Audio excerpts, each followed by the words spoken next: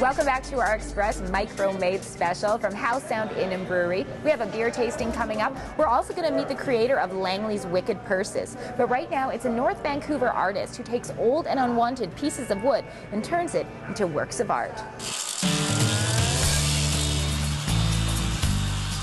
At Brent Comber's North Vancouver studio, they're turning flawed hunks of wood into art and furniture. Most of my material is sourced within 100 kilometers of my studio. I use wood primarily that industry can't use through the normal course of their production. So big lumpy stumps to offcuts, even logs. Wood is my medium. I treat it as a language, whereas a lot of woodworkers treat it as a building material to produce their work. Cedar, alder, spruce, and fir all help Brent tell stories and create functional and artistic pieces. I think people generally are all connected to wood as a living material, and they're all engaged with it, whether they realize it or not. Like it's part of our being, especially here on the West Coast. Brent uses wood that the building industry rejects, wood with imperfections or even rot, like this bench made out of the outer parts of a maple tree that were going to be discarded. This is the actual maple that has come right off his saw. I've even left the saw marks in it here. Of course, I've sanded it and put a nice finish on it. I love the knots, I love voids, I love all the things that you would normally find in a piece of wood. I reincorporated this idea to tell a story of how important a fallen tree is in a forest. So I'm going to use a series of these benches that looks like the tree has come down and smashed on some rocks and kind of split apart. So this is my shop, which obviously is connected to my studio. Brent does all the prototyping himself, and when he perfects a design, he passes it over to his crew for small productions. The largest number of units we've produced at a time, which we're doing now, is 105, which is a big thing for us. Generally, we do batches of 6 to 10, but we're not opposed, and we also do love doing one-off pieces. I'm Erin Shaw in North Vancouver for The Express. Brent is doing more and more commissioned works, but like he says, the wood tells the story and determines what each piece will become. The website is brentcomber.com. The next artisan on our Micro-Made special also takes something old and turns it into something new. This time the material is traditional car upholstery, and the result, some pretty wicked purses. I'm just sewing lines for a custom order. They wanted 1-inch pleats.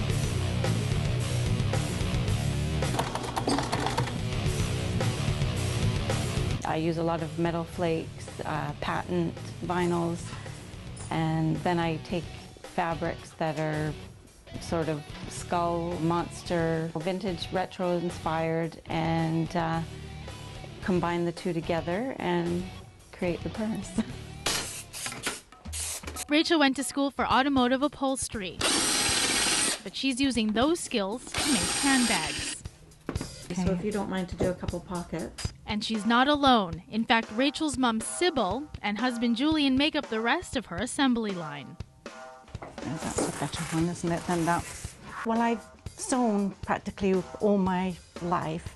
And a second one maybe in that or both. Yeah. When Rachel and Julian got into this, naturally they needed someone to do pockets and the linings and what have you. And I said, well, why don't I give it a try?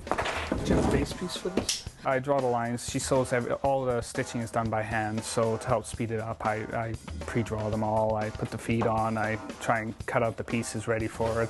That way she can just focus on the sewing. The team works very closely, and because they have such a good time here, it almost doesn't feel like work.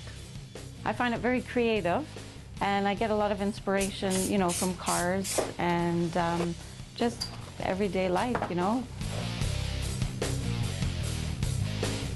It's funny, we're just kind of having fun and puttering away, and music's on, and we're, you know, kibitzing back and forth. That is until they realize they have a deadline to make, which is always the case. Wicked Purses is busier now more than ever. Would like double pleats. It might have something to do with the family love put into every single bag.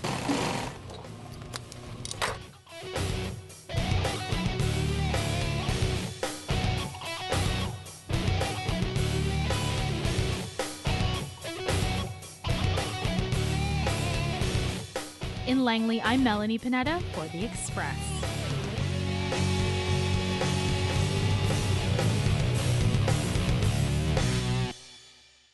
Rachel plans to expand her line to include wallets and wristlets, but because she's had such a positive response so far, she barely has time to come up with a design. Good problem to have, I'd say. And you can find out more and see more examples online at wickedpurses.com.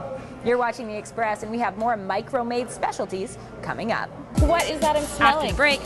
It's a banana and clove smell. The King Heavy. It's beer that tastes like bananas. Oh, wow. It really does taste like bananas. I wear the socks every single day.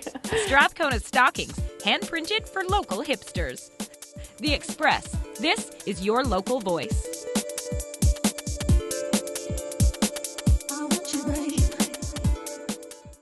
Community programming on Shaw has been generously sponsored in part by Makeup services for Shaw TV, provided by Beauty Mark. Ready? This is for all the money. Let's see if you can get this.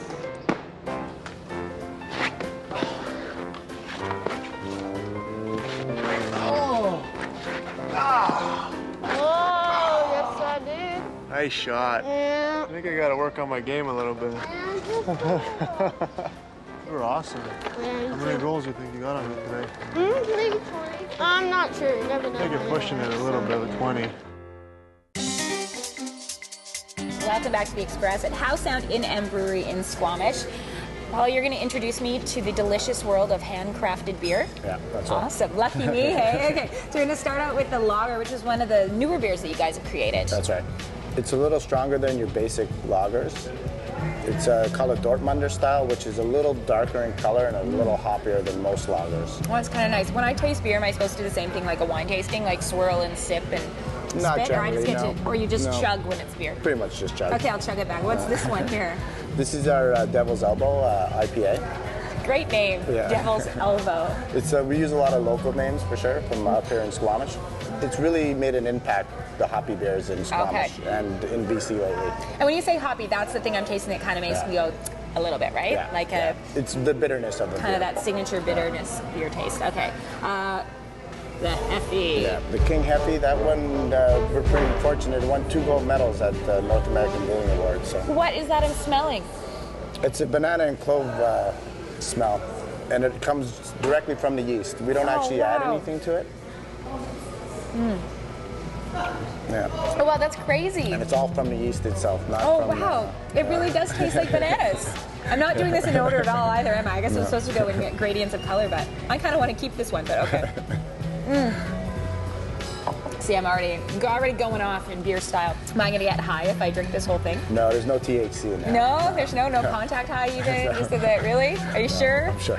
Like this one we were talking about, it has that really hoppy, like kind of that bitterness. This doesn't have it. It's really smooth. Yeah, it's a drinkable beer. Okay. So, yeah. Aren't they all drinkable beers? Some are more drinkable than others.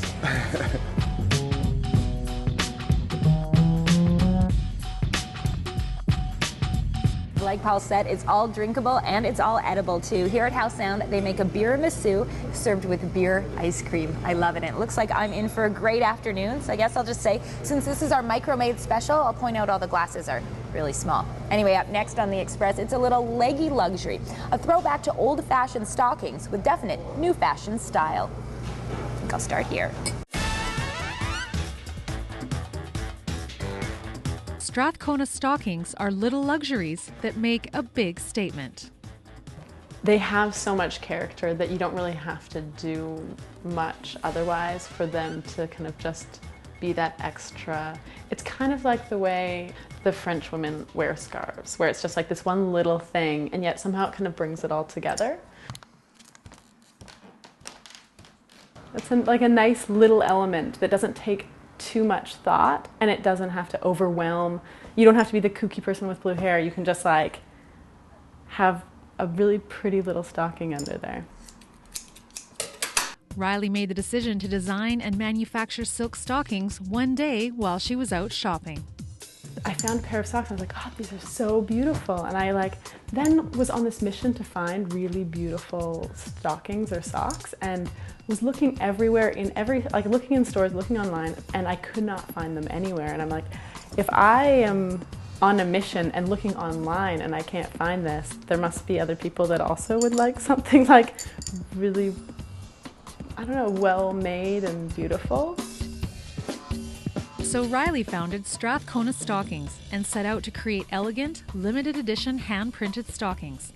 She takes inspiration for her patterns from her own sketches and sometimes from other artists. The floral print, which is one of my favorites, it's actually a French botanist who had actually done those perfect little botanical drawings of roses.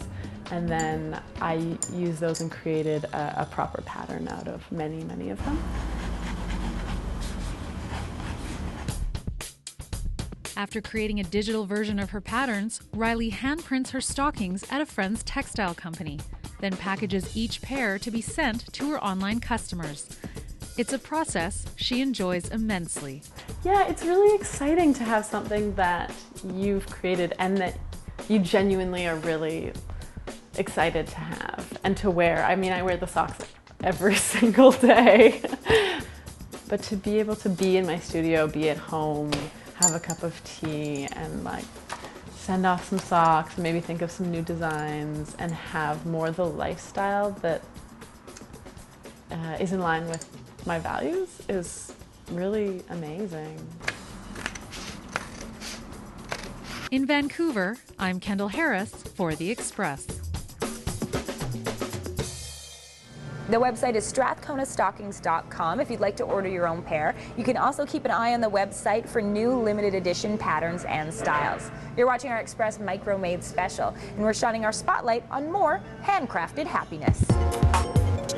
As part of Vancouver Craft Beer Week, Dead Famous Pub Crawl encourages crawlers to dress up as famous dead people. That's right. Trek through Vancouver and expect all things dead, famous, sexy, and ridiculous. Find one-of-a-kind items at the Portobello West Fashion and Art Market. Local fashion designers, jewelers, and artists will showcase their designs at the unique market. Got Craft aims to bring together a community that fosters handmade and do-it-yourself culture. Arrive early and receive a free swag bag stuffed full of goodies from all of the vendors. You can also watch for the folks from Howe Brewery here in Squamish, along with 55 other breweries at all of the Vancouver Craft Beer Week events that run now through May the 14th. We're going to leave you with more little gems, this time from Beaumont Studios in Vancouver, and we'll see you next time.